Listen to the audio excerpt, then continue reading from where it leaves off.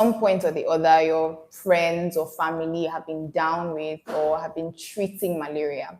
So did you know that in 2021, the World Health Organization recorded about 247 million cases of malaria. And in that number, 3 to 4% of those cases died. We're discussing today the effects of vitamin C on malaria and really generally giving an overview on how to ensure that treatments and prescriptions are more effective. My name is Tiwalade, and here with me, I have Dr. Edun. Dr. Edun, who will be taking us through questions, demystifying, and getting us informed on malaria treatments and general things that we really need to know. So, Dr. Edun, can you give us a bit of background on malaria? What do we need to know when we hear malaria, different from everybody else? All right. Thank you, Tiwalade.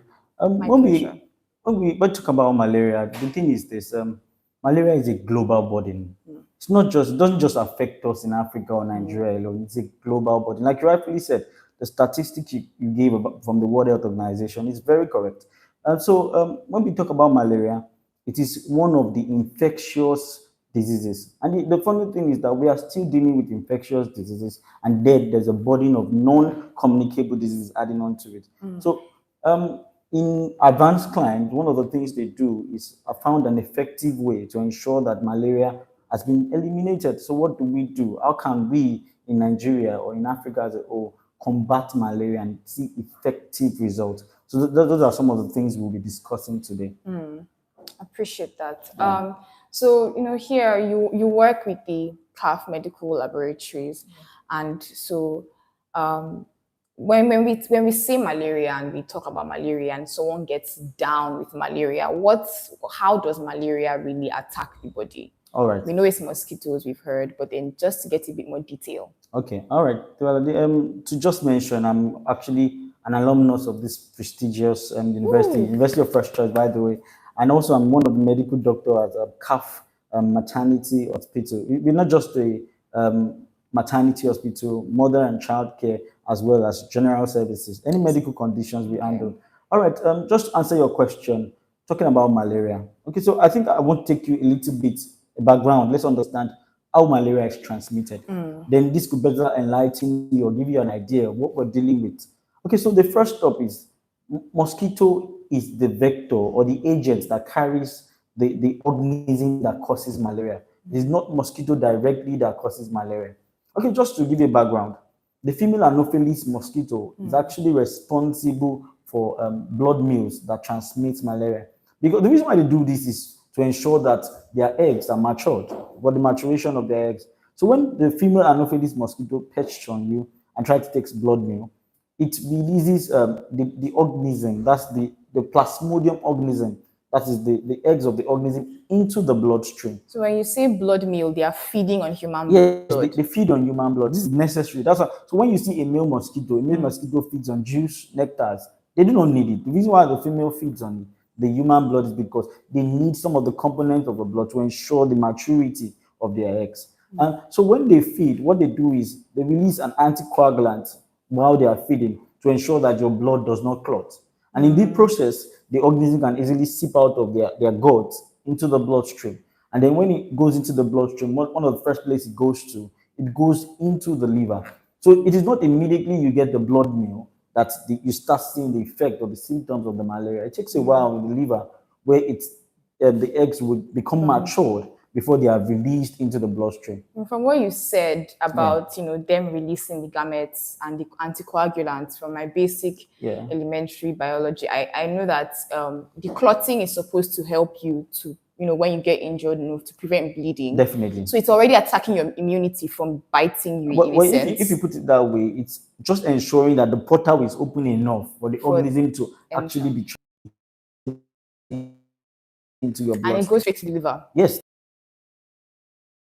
It happens, you not get the effect of the malaria. Symptoms don't show up instantly. So it takes a while in the liver, get matured, then it's released into the bloodstream. So that phase is what we call the exoerythrocytic phase. Before it goes to the erythrocytic phase, and erythrocytes are just red blood cells. The primary thing that is attacked by the plasmodium organism is the red blood cells. So by the time it affects the red blood cells, and that is when you begin to see the effect of the malaria in your body. Interesting. Yeah. So, what you talked about the red blood cells Yes. and how that's where they are, that's where they really That's their attack. target, yes. So that's good to know. But we know that, okay, at least for those people, especially in the university community who are science inclined, Yeah, the right. white blood cells, are supposed to help with immunity. Where do they come in all of it? What are they doing when malaria is attacking the red blood cells? Okay, so just to give you a broad picture of it, the white blood cells, they usually do attack. But you should understand one of the first things is that the white blood cells or the immune cells are trained in such a way that they are not supposed to attack their own cells. So the red blood cells have been tagged as part of the body cells. So white blood cell would not just go and attack the red cell. There's a mark that it says that, oh, this is the red cell. But unfortunately, the plasmodium has invaded the red cell. So when the white blood cells, that is the immune cells, when they see the red cells, except there is a marker or something telling them that this is infected, they just see that as a normal cell. It's like camouflage. Yes, they're beautiful. That's a very good word to use. Interesting. Yes. So, one other thing that comes up when we talk about malaria, at least from personal experiences with friends and family, is people would maybe get respiratory symptoms. Okay. They feel like they're getting a cold. All of a sudden, they're thinking it's just go vitamin C something, and they get to the hospital and they're saying, oh, you need to get treated for malaria. What's the link between malaria and respiratory illness, really? Why does it seem to start like that if it's really just affecting the red blood cells? Okay, so let me put it this way. When we talk about malaria, we are in a malaria endemic. The word is endemic environment, meaning that one in every other person has malaria, one way or the other. You have the plasmodium residing inside of you, naturally just living. Do you get what I'm saying? So at the end of the day, it is not reasonable for me as a medical person to see you knowing that the upper respiratory tract infection you are having would have suppressed your immunity to some extent. And then now malaria at that point in time becomes opportunistic. It doesn't make sense for me to just treat the upper respiratory tract without checking if you have malaria that can actually complicate my own personal treatment. That's why at the end of the day, if I just decide to face the upper respiratory tract infection and you feel better, that the catarrh is gone, the cough is gone, but you're still feeling weak, you're still tired. So the best thing to do is combat it head on. Let's check, do you have this alongside? Because this could make my treatments less effective. So one of the things we want to do, or what I want to make you understand is, at the point of respiratory tract infection, the body mobilizes white cells to go directly to begin to fight the upper respiratory tract infection. And when this happens, this is a perfect opportunity for the malaria to begin to show itself. So it's like a diversion. Malaria really is just attacking the immune system, making you weak. It's essentially what it's doing. And manifesting in different ways. Beautiful. So what it does is that it affects the red blood cell. But once your immune is competent, you're very immunocompetent, the body can fight off. So those white cells, even though they recognize, there are still some signals that tell white cells like macrophages that, oh, this red cell is infected. Phagocytosis means swallow it up, take it out of the system. But at the point whereby those macrophages are already mobilized somewhere else, then you're giving the malaria and the plasmodium organism, they go ahead to just manifest anyhow it wants to. Does that make any sense? It does. It's very interesting, really, to get so much detail. Moving on to this, you've got someone has gotten the malaria now, and now it's seeming like they're having bouts. They are treating it this month, they're treating it again next month, they're treating it again in 2 months' time. Why does it happen like that? Why doesn't it just stop? All right, so let me give you a background. There are different types of malaria. When we talk about malaria, one of the things we're faced with now is the resistant malaria. And then what you should understand about this plasmodium organism is that genetically they are beautiful. They are smart. Sorry to use the word beautiful, because they are constantly mutating, meaning that the approach you're going to use to treat it, that's why it's difficult to get the vaccines for malaria. The approach you're going to use to affect or direct against the plasmodium organism this year might change tomorrow, because they are not constant. They are constantly changing. So that's why we have a lot of resistance to malaria lately. And another thing again is there are different types of malaria, Tiwalade. The first one is what I like to call the reinfection. So if you finish treating your malaria today, and the exposure to mosquitoes and the plasmodium organism is still there, there's no way. By the time another one comes to take another blood and then begin to introduce another plasmodium, just a matter of time before you come down with malaria again. So that's reinfection. Another one we call is recrudescence. Recrudescence malaria essentially affects almost every one of us. Because after taking malaria medications for about 2 days or 3 days or 2 days, you start feeling good. So that last dose, you just throw it and shove it somewhere. Then after a while, you come down with malaria again. I say, doctor, the drug you gave me did not work. The question is, were you compliant? Yes, were you compliant with treatment? Then the last one is relapse. The good thing is that in this part of the world, we do not battle with relapse. So that's common Caucasians and South Americans because we do not have the antigen that the organism recognizes. So there are different types of Plasmodium, by the way. The one that is common in sub-Saharan Africa is Plasmodium falciparum. The others would include things like Plasmodium ovale, vivax, which requires the Dolphy antigens, which fortunately for us, we do not have. And then we have Plasmodium knowlesi. It's zoonotic that affects animals as well. Wow. So from what I gathered, it really made a major contributor to recurrent malaria would be your environment. Yes, by and large, your environment and your attitude towards treatment, because it is very, very important that you remove the causative organism, that is the mosquito, and then you are compliant with medication. That's very, very important. That's extremely interesting. So, okay, now down to some of the things that we hear. Okay, what is the relationship? Why are malaria prescriptions and vitamin C, why are they always fighting? Why do we hear we can't take vitamin C or oranges during malaria? Okay, so to put it as plain as possible, the first thing you need to understand is how do this malaria or the Plasmodium organism, how does it cause its effect? So one of the things that happens is this: when you are infected with malaria, the organism begins to reproduce. It's just like putting something very tiny in an enclosed environment, and that stuff begins to grow, begins to expand, to get to a stage that contained environment cannot contain it again. So then the organism bursts open. Doing all these things and this process release what we call free radicals. Do you understand? So free radicals are stressors. These are the same chemicals that are released during stress or during illnesses. If you do something hectic, for instance. Yes, for example. So they make you weak. And at the end of the day, when you release these free radicals, that's what the malaria does. When it bursts up, it releases free radicals and some other toxins into the body. Those are the things that are responsible for the side effects that we see. That's when you start feeling cold in the evening. You're having temperature spikes. You are feeling, you have what we call rigor. You're generally unwell. That's why most people will always tell you that it's in the evening that I have my symptoms, because it corresponds with the time that lysis of the red cell and the release of the toxin is going on. Am I making any sense? Yes, but the correlation now with certain vitamins. Yes, so I'm going to go there. But what I'm just trying to make you understand now is that certain vitamins are antioxidants. So remember I said that whatever the organism is releasing is oxidants. So now they are antioxidants, meaning that the oxidants are the ones that are expanding. Yes, the oxidants are the toxins that are released. Do you understand? Yes. So now we have antioxidants like vitamin A, vitamin C, vitamin E, manganese, zinc, and the likes. Do you understand? Yes. What they actually ought to do is mop up those toxins. Am I making sense? Yes. Now, with the advent of the new modified drugs, anti-malaria, that is the artemisinin-based combination therapy. So this artemisinin is in common malaria prescriptions. Yes, so where you hear, I'm taking artemether-lumefantrine, I'm taking so that is the artemisinin-based combination therapy. That's why when you go to the hospital, you see the doctor just writes ACTs. You understand? Those are the drugs. Now, vitamin A, you're good. Vitamin E, you're good. But it's been shown that vitamin C reduces the effectiveness of the artemether component of the ACTs.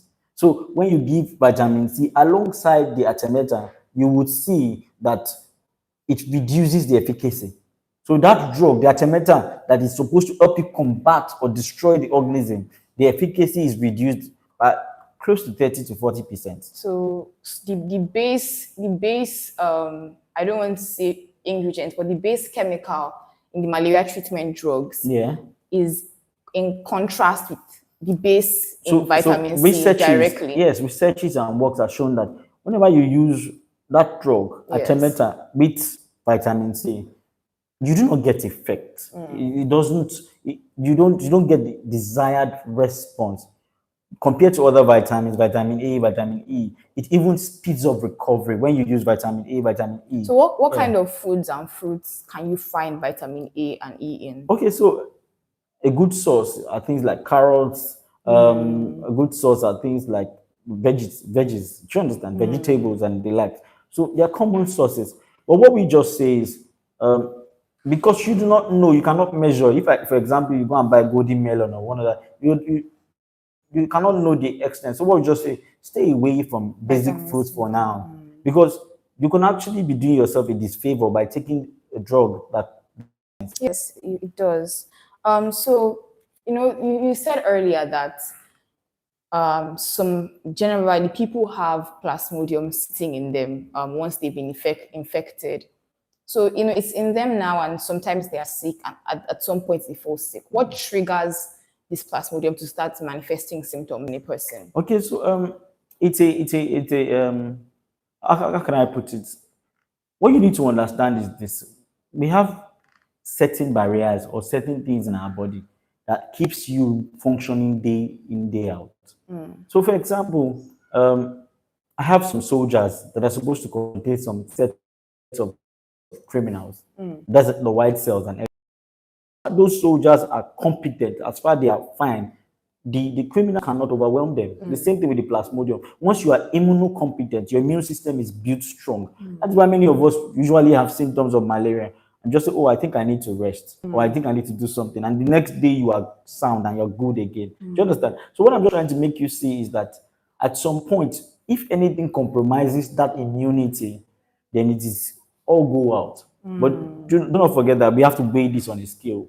So far, the plasmodium can outweigh or overpower your immune system. They are definitely going to. So it would vary from a person to a person based on the strength of Yes, their definitely. immunity. It does. It does. Wow. And another factor we need to also key into this is the relationship between your genotype and Malaria. the Okay, yes, yes. the AAAS thing. So there have been things that like that going around that AA people get malaria more. Yeah. How true would that be? Okay, so to understand it, in fact, it's been linked that developing, or it's been proposed that the reason why we have sickle cell in sub-Saharan Africa, or sickle cell came in the first place, was as a result of genetic mutation to try to overcome malaria by the body. Do you understand? So it says one of the things with the sickle cell is that once there is any form of oxidative stress, which I told you that's what the plasmodium does, the red cell becomes sickle shape. And once it's sickle shape, it is good signal for the body to find a way to destroy that. What would cause oxidative stress? Like I said, different things can cause oxidative stress, like normal physical stress going beyond your limit. And as well, plasmodium itself, one of the ways it works is by multiplying and releasing the free radicals. So it's the effect of these free radicals that causes oxidative stress. Am I making any sense to you? Yes, yes. So definitely what happens then is this. Once there is free radicals released, the red cell notices that, oh, there's something wrong. Then they become sickle shape. That's So the S. they S morph red into cells. that sickle shape. Yeah, so when they become sickle shape, the body mops them up. So doing that is not just taking away the red cell, it's also taking away the plasmodium organism. That's why people that are AS, or they hardly come down with.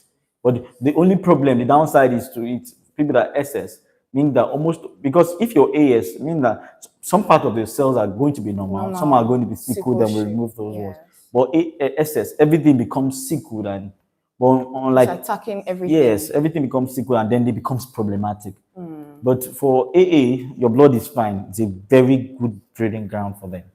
So earlier you said we were talking about how malaria in people, there is a sort of, whether to call it the life cycle. Oh yes. Sort of thing. Can you shed more light on that? Okay, so okay, let me just take you through the life cycle of malaria. When we talk about the life cycle of malaria, it starts usually from a blood meal by the female Anopheles mosquito. And by the way, let me just chip this in. Mosquito, we need to actually find a way to cover, because it doesn't just cause malaria.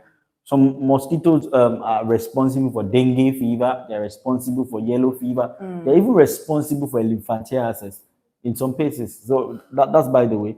So After the blood meal, the plasmodium organisms, that is sporozoids, find its way into the liver. And in the liver, it undergoes some cycle and changes and becomes matured. Eventually, they are released into the bloodstreams. I don't want to go into the medical terms, I don't get confused. So just assume the parasite is released, and then it recognizes a signal on the red cell that makes it go directly to the red cell. It binds to the red cells. They get into the red cell and begin to multiply. After multiplication, what happens is it begins to release these free radicals and the toxins. So it gets to a stage, it's confined, and it's outgrown its boundaries. What happens? The red cell begin to what? To lyse, opens up, breaks up, bursts up, and then release the toxins into the body. Those toxins are then the things that are responsible for the symptoms.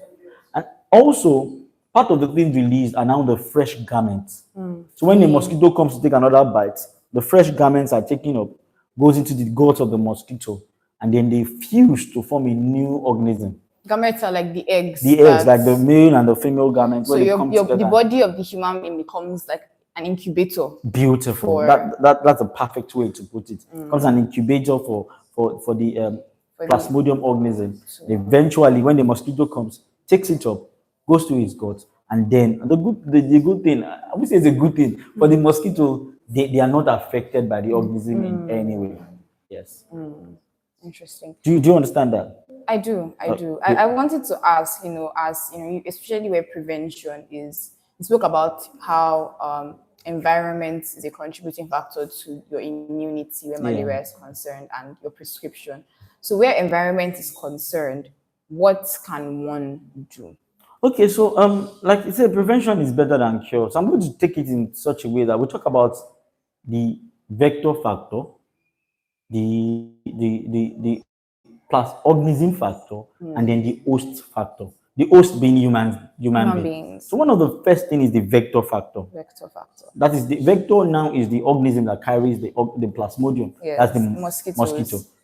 One of the things you need to ensure is that your environment is very, very clean. Because where mosquito breeds or where they thrive is when things like bushes, stagnant waters, blocked drainage, or things like that. And unfortunately, we're in Lagos.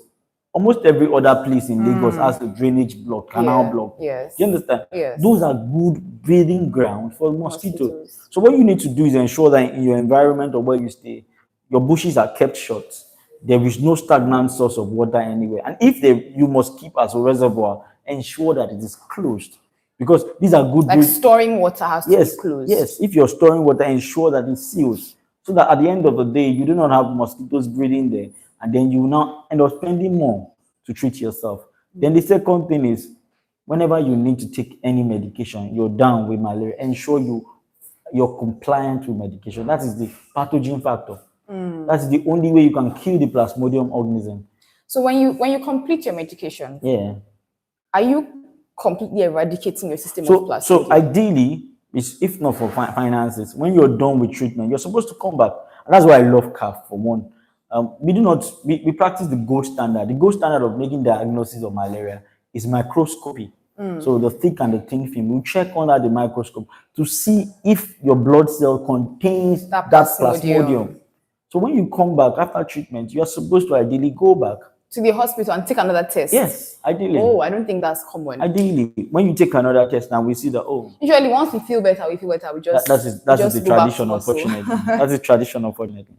So that is what you can do. Go back, check yourself, and you see you're cleared of the malaria. I've done several tests that they never found any malaria. So people ask that, is it possible not to have malaria? Yes, it is. So it's possible not to even have this plasmodium in your body. Very possible. Very possible. So then you spoke about one last factor. That's the host factor. This is where you need to ensure that your immune system is strong and competent until we are down or until we are sick before we start. Walk into the hospital, doctor, I just want to do a general check. Those are easy ways. Okay, doctor, I'm not sick, but I want to be fine. What are the things I can do? Then other things that affects is your sleep, your diet, exercise. Those are the things. Lifestyle. General that ensure that your immune system very strong. So when something comes, you can easily ward it off. or fight against it even before it becomes fully blown. Yeah. Interesting. So, with respect to, I was reading online and I found that I think this is rare. Yeah. But then for people who, for instance, are pregnant expecting a child, can they transmit? Okay. So malaria in pregnancy is a very broad topic, which time might not permit us. But one of the things we do not want is to see any form of malaria infection in a pregnant woman. That's why we do intermittent preventive therapy. What we do IPT to ensure that we give a prophylactic preventive medications to pregnant women at certain stage of their pregnancy to ensure they don't get malaria. It's not only it's not only the effects of malaria is not only detrimental to the mother, it also can affect the child. It can be something that we do not want to talk about. So that's what we do is we try to be proactive to ensure that you do not even come down with the malaria to start with, because the effects on both the mother and the child, it can be very, very crazy. So I think one more thing that's common in households is because you spoke earlier about communicable diseases, so communicable diseases would be like things that can spread from person to definitely. Person. Somebody gets malaria at home and they are getting better, and all of a sudden somebody else is down, another person else is down, and it's like, you'll be asking for those malaria spread like that. Yeah. Okay, yeah, I understand. There's something they all have in common. They share the same environment, they share the same space. Back to the environment. Do you understand? Yes. It's back to the environment. So for every one of us in this room, you and I, if we're in the same enclosed space, the possibility of you getting whatever I have is very high. So now the mosquito that feeds on me can also feed on you. I'm down with malaria. The blood meal, as I said, picks up the organism, comes and perch on you. There is no the unfortunate thing is that there is no guarantee, or there are some diseases that that once you gotten it, lifelong protection. Do you know things like chickenpox and measles? In the case of malaria, it's not so. If you get malaria today and you are treated today, tomorrow you can come down with malaria again. Do you understand? So what happens is the mosquito bites you, uses the plasmodium into your system. If unfortunately for you, you are immunocompromised in one way, maybe you're battling with upper respiratory tract infection or anything, it's easy way for the so if someone was even ill before, it's easier for them to get. It is easier for the plasmodium to thrive. Interesting. Yeah. So when you are feeling symptoms, you go to the hospital and it seems like it's just malaria, that the doctors are treating you for. I think maybe it goes back to the environment thing and to the fact that we're in an endemic society. But when someone, for instance, you said the thing about our bodies getting malaria getting resistant to treatment over time. So that means that your body can get used to you taking a particular medication. Yeah. Okay. So to address this, funny enough, you know that almost every person in Nigeria are doctors, one way or the other. Because I'm sorry, you know, everybody will tell you. I've seen patients who just come into the consulting room, doctor, I have malaria. So everybody, and then one of the things we do is self-prescription, which doesn't help. We walk into any pharmacy, give me anti-malaria. Because you have headache, there are 1,001 things that could cause headache. Because you are having fever, there are 1,001 things that could cause fever. Give me malaria medication. When you are using drug that is not right or appropriate, what happens? The body begins to get used to it. And then the tolerance, by the time you now have that thing, it's not going to be effective to treat it again. So those are some of the problems you are faced with. So whenever you are having symptoms, don't self-medicate. Come to the hospital. That's why the doctor needs to assess you to know what's going on. Is this really malaria or not? In most cases, we don't just. There are people I see that I don't think of malaria at all, because I know your symptoms are not malaria related. And then, unfortunately, malaria symptoms are non-specific. I was going to that. It seems like the symptoms are very common. I remember when COVID came, everybody was thinking, is this not malaria pro max? Yeah. Oh, yes. So very common. Okay, one more thing to address is another thing that can happen is someone coming back, and I think this goes back to the environment thing. But then for you to go back into a bit of detail, coming maybe back into this tropical environment, and all of a sudden Okay. their malaria is looking like something else, be from the UK, from the US. Thank you, Tiwalade. This is something we need to really discuss about because it could be very dangerous if you want to relocate back or you want to come from travels, and you do not begin to prepare yourself for what you're about to face. Like you said, malaria is a menace. If you're coming from a non-malaria endemic environment to a malaria endemic environment, it's expected that one way or the other you get malaria. So as part of preparation, what you need to do is see your doctor and they give you what we call the malaria prophylaxis. These are preventive medications to ensure that we build up your immunity or ensure that you have competent structure to be able to combat this malaria by the time you get here. Because the effects can be very dangerous. Malaria is one of the deadly diseases that we have in the world because malaria can affect your lungs. There's cerebral malaria. There is acute respiratory distress from malaria. Malaria can literally shut down one's kidney. So is it that when someone goes like that, their immunity for malaria reduces? So over time, when you leave Nigeria, you don't have exposure to mosquito, you don't have exposure to malaria or plasmodium. What your body does is, well, I think we're in a very safe place. Let's mobilize ourselves into doing something else. So after 10 years of being abroad, your immunity for malaria is very low. So when you come, somebody that is combating malaria in Africa today or Nigeria today, you cannot be compared to somebody that has left Nigeria for over 10 years and is come back in the same thing.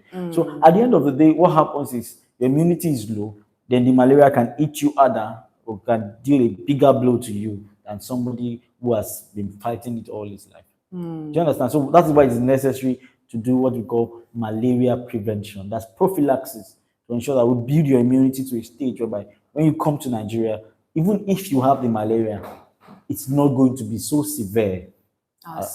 Yes, because that's one of the causes of severe malaria. And another thing that could cause severe malaria is also what? Pregnancy. Because pregnancy is a state of what? Immunosuppression. So the immune systems are down a bit during pregnancy. Yes, they are. Interesting. So a pregnant woman is more likely prone. Yes, that's why we take steps to ensure that they don't. Yes, exactly. I was trying to make a distinction mentally. The drugs you say we should take in prevention of malaria, they don't apply to those of us who are here. No, right? They don't apply to if you're not pregnant. I'm just asking myself, when do you start? When do you stop? No. If you're not pregnant, you're not coming from a non-malaria endemic environment. You don't need. You just need to take care of your environment. Yes, as far as your immune is good, your environment is good. And you finish prescriptions. Yes, you'll be fine. When you do have very important. Finish and do not self-medicate. Yes. Finish prescriptions and do not self-medicate. Thank you. Okay, so Dr. Edun, do you have anything that my questions have missed out that you'd like to add? No, but by and large, I think you've done a very wonderful job, Tiwalade, because I think everybody should understand now, or be sensitized people already to the fact that malaria is a very common thing, and then we've already analyzed why we have. Because one of the questions people always ask, Doctor, why am I? Is it just malaria? Is it just malaria? I think we've been able to do justice to that, and by and large, I don't think you missed out anything. I think majorly key points would be understanding the importance of the role environment plays and the person plays in combating malaria. Because evidently, if your immunity is up, your environment is well taken care of, and you are in your medications, you're finishing up and you're not self-medicating, then the likelihood of getting malaria gets lower and lower and lower. So wrapping up on everything, hearing everything that has been said on malaria, is there anything you'd like to say specifically to the university community? Based on what you see around now, for instance, there's a lot of, there's Unilag encouraging trees, planting, all that kind of stuff. So, and we are right at the lagoon. I mean, the edge of the ocean. Yeah. So, which makes Unilag beautiful, by the way. Very beautiful, very friendly environment, very serene. But what does someone in this environment? How much can they really do? Okay, so it begins with you. That's the truth. Begins from your hostel. What are you doing? Because management cannot do everything for you. your dorm room, your hostel, how are you keeping it? Do you understand? So if you play your part, if every student ensures that we find a way to keep it clean, if there is leakage or there is fault from the pumping machine, then it's that's. But from you, when you are pouring water where you're not supposed to, when you are doing things when you're not supposed to, definitely you are contributing to increasing the population of mosquitoes. And with the increase in mosquito population, definitely, yes. I've been in Unilag for a while. I walk around. The authority tries to keep everywhere, anywhere there's tree, you see people keeping it short. And that's wonderful. But if we want to attack malaria in this community, it is an individual thing.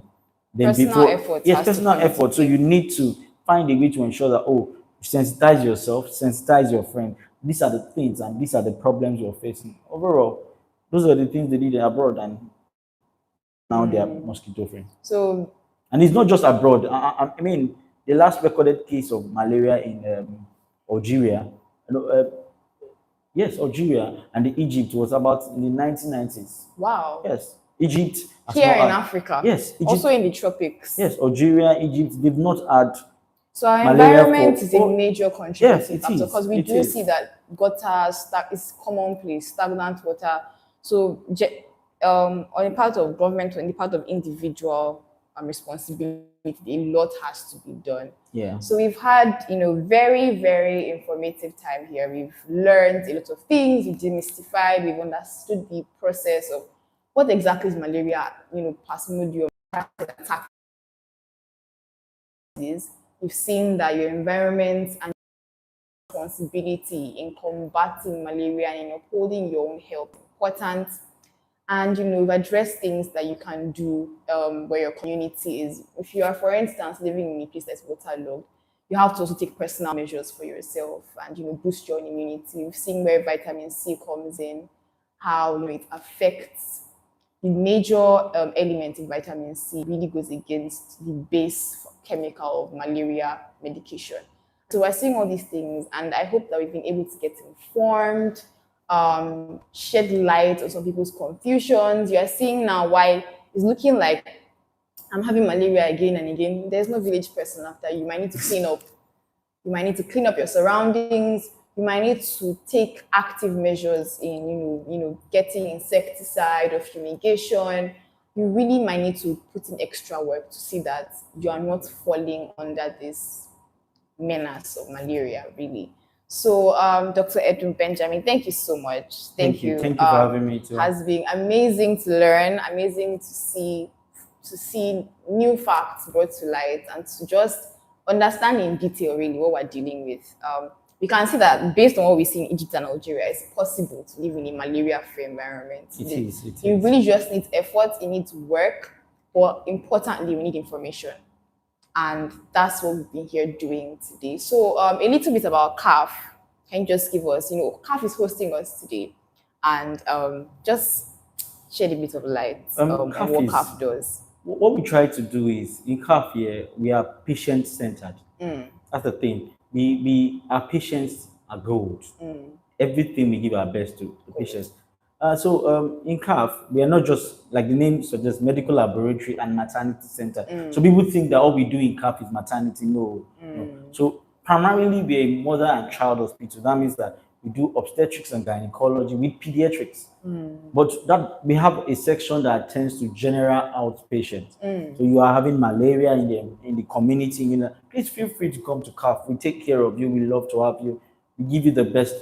We ensure that our place is conducive for you to recover very well. We do anything. So they have room for general consultations, and if you are part of the university community, you may get discounted rates. Not may, you will get discounted rates. Yeah. Doctor here is assuring us you will get discounted rates. So you can, the doors are open. You can walk in to KAAF for general consultation. You have questions, you want to do a checkup, and also the gynecology and obstetrics, mother and child care, as if they're patient-centered. So we want to say a big thank you to our audience now and in the future. We want to hope that you've been able to be enlightened really on malaria and its effects, and want to say goodbye for now. And To those that are watching, we say thank you so much. Thank you so much for taking our time to listen, to be informed. We're grateful. And our biggest hope in all of this, the effort behind all of this, is to really ensure that we're moving towards a progressively malaria-free environment. So it's important that you take action. If you're watching right now, and even in the future, it's important that you're taking action.